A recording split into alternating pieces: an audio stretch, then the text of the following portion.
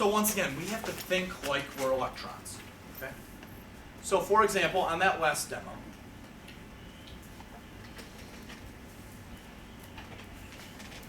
I charged up this guy, clearly he's charged, and I connected them both with the metal. Okay? Why did the electrons go from there to there? Think like an electron. There's less electrons in there. There's less. More, you have to think, there's way too many electrons here, and all they want to do is they want to spread out. Electrons want to spread out from others. So they say, hey, you know what? Kind of what Tom said. If we're all packed on here, we're a lot happier if we can spread out to there.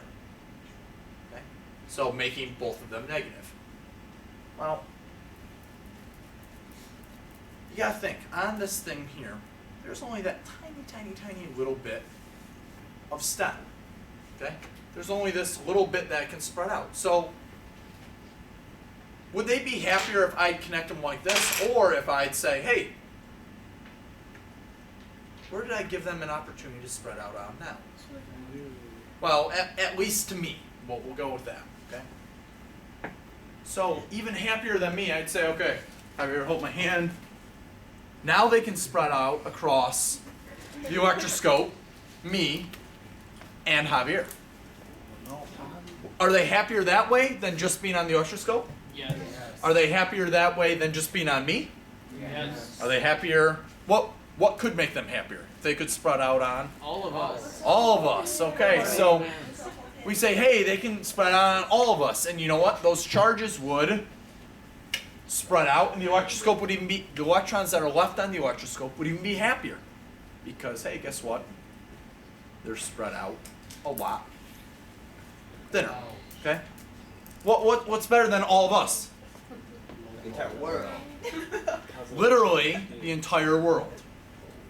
What we call that is grounding. So grounding, what it is, this is going to be a very, very important topic, and I've been doing it throughout the entire class. You just haven't seen me, or maybe didn't identify what I'm doing.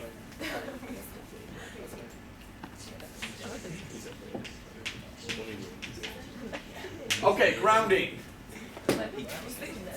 is when we allow, we should say excess charges, pardon me.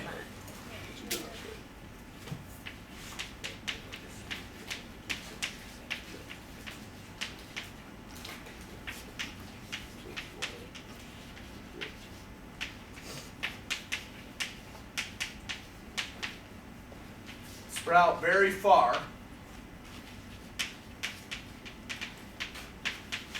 Making the object neutrally charged.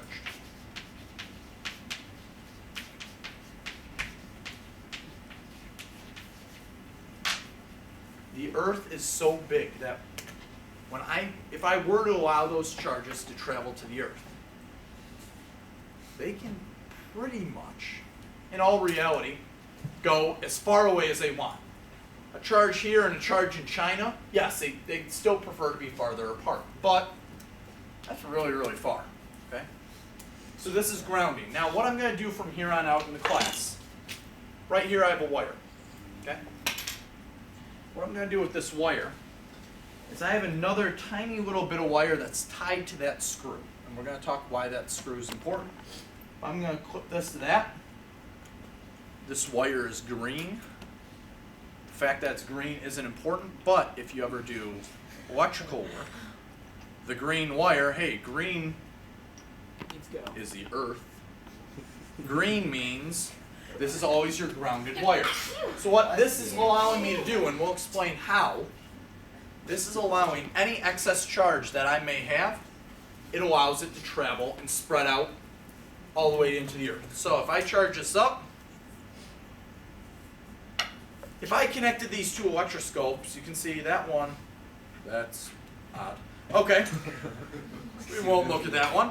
But when I connected them before, what happened was they both moved to show that they both had a little bit of charge. Well, what I can do now with the ground, all I do is I touch it, we can assume that this is absolutely neutral. Okay. So what a ground wire actually is it's literally allowing the charges to go to the ground. In any building that's built to code, at least in Illinois, I don't know about other states necessarily, but in Illinois, if you look at a power outlet, you have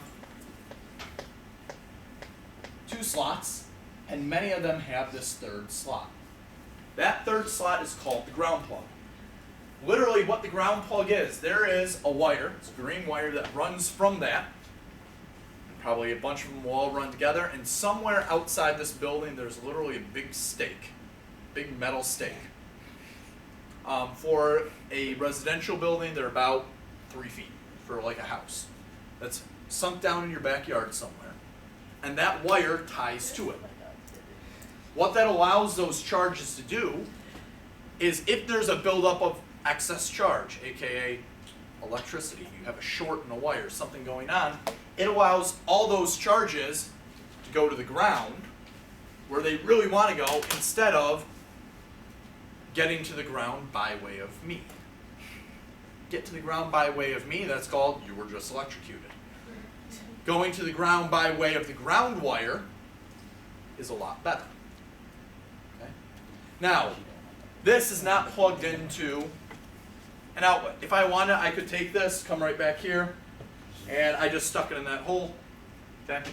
Now, don't go home, please. Even though, yes, it's safe, do not go sticking metal things into power outlets, okay?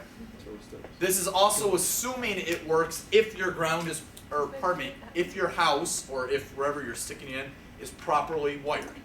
If it's not, Wait, but you can't be all touching bets the are metal. what? You can't be touching the metal, right? Well, why are you sticking it in? That third hole, Oh, Has- just in the third hole. only in the third hole, okay? Do the others here. Realistically, if your house is wired, one of the other holes is okay too.